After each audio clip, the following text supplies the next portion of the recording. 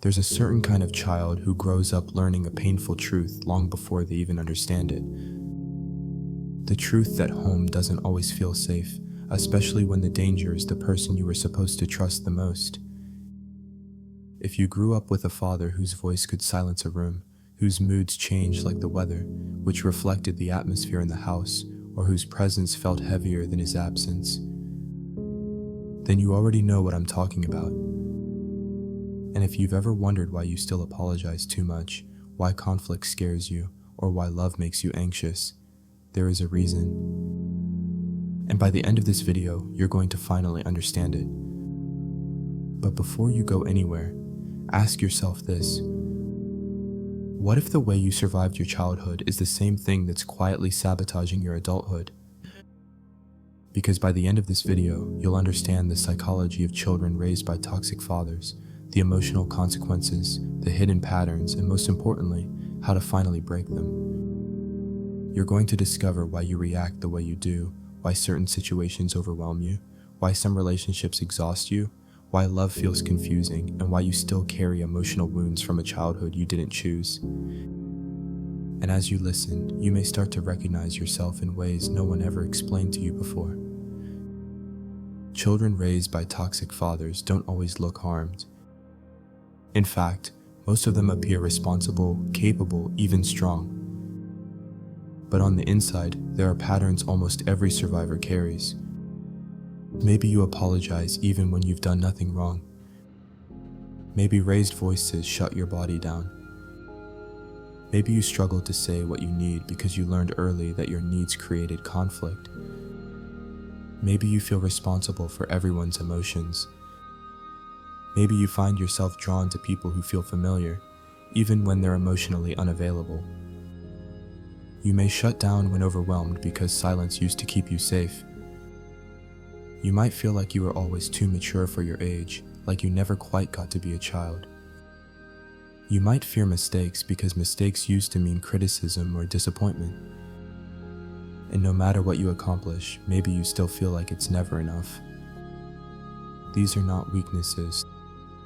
They're survival strategies, patterns your younger self adopted to stay safe in a home where emotional safety didn't exist.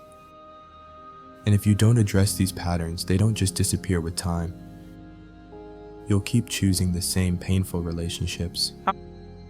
You'll keep people pleasing until you're emotionally empty. You'll mistake anxiety for love and silence for safety. You'll continue living detached from your emotions. You'll struggle to trust people who genuinely care.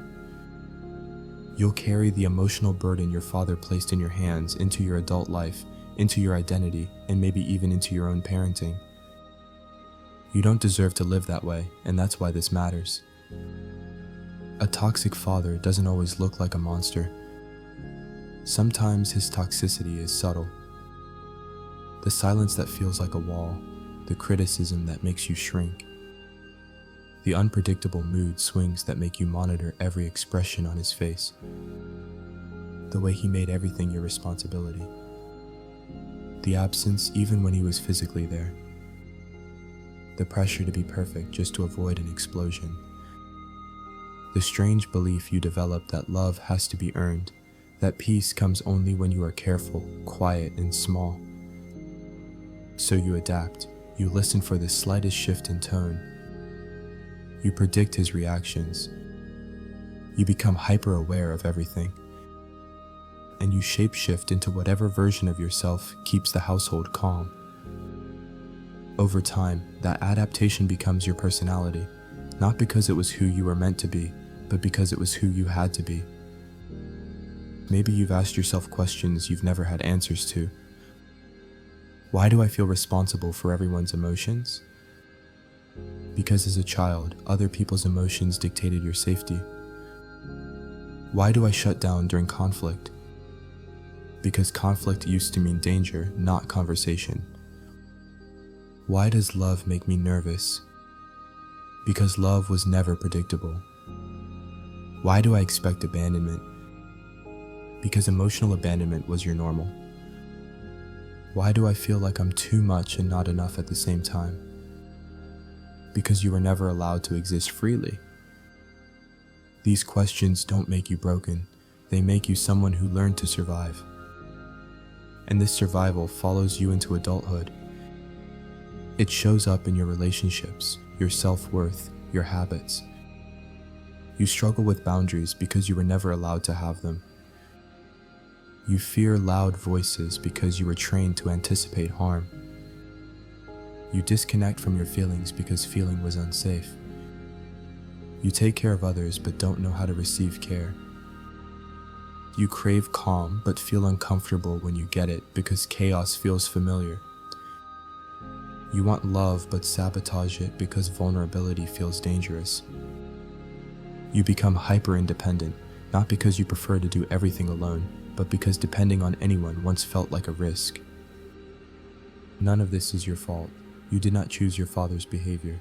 You did not deserve his wounds. You were a child, and a child is never responsible for a parent's brokenness. Healing begins with understanding that truth. What happened to you shaped you, but it does not have to define your future. You are not stuck. You are not doomed. You are not too damaged. You can heal. And the first step is awareness. Awareness of what triggers you, what shuts you down, what overwhelms your nervous system. These reactions aren't who you are, they're who you had to become. As you start to name your emotions, you slowly create space inside your body again. Saying "I feel anxious" or "I feel overwhelmed" might seem small, but it's powerful. It shows your nervous system that emotions themselves are not threats. Setting boundaries teaches your inner child that you are not powerless anymore. Learning to choose relationships that feel safe rather than familiar helps you break the generational echo. Reconnecting with the younger version of yourself, the one who learned to survive by staying silent, can show you what you never received, and slowly you can learn to give it to yourself. You can ask yourself questions that reveal the truth beneath the armor. In what ways am I still carrying the emotional burdens of my father? Which parts of myself did I silence just to stay safe? What emotions do I avoid the most and why? When did I first learn that love had conditions? What version of myself did I become to survive, and do I still need that version? Who would I be if I no longer lived in fear of disappointing others? These questions are not meant to hurt you. They're meant to free you. Because as Carl Jung wrote, until you make the unconscious conscious, it will direct your life and you will call it fate. Your childhood may have written the first chapters, but you are the author now. There is a life beyond the wounds. A life where your nervous system doesn't brace for danger. A life where you can breathe without feeling watched. A life where you don't confuse chaos with connection.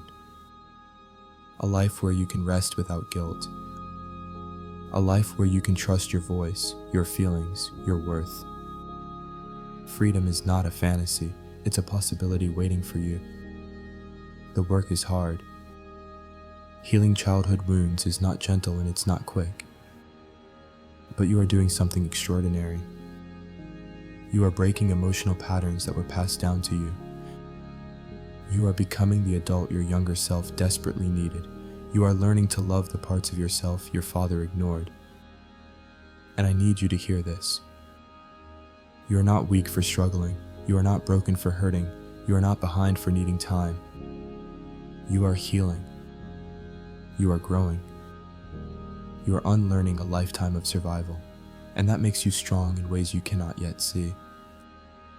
I believe in you even when you don't, especially when you don't.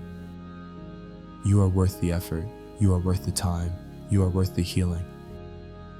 Your past may have shaped you, but it does not have to define you. And the fact that you're here, listening to this, tells me everything I need to know about you. You're ready, you're capable, and you can become the person your younger self always needed.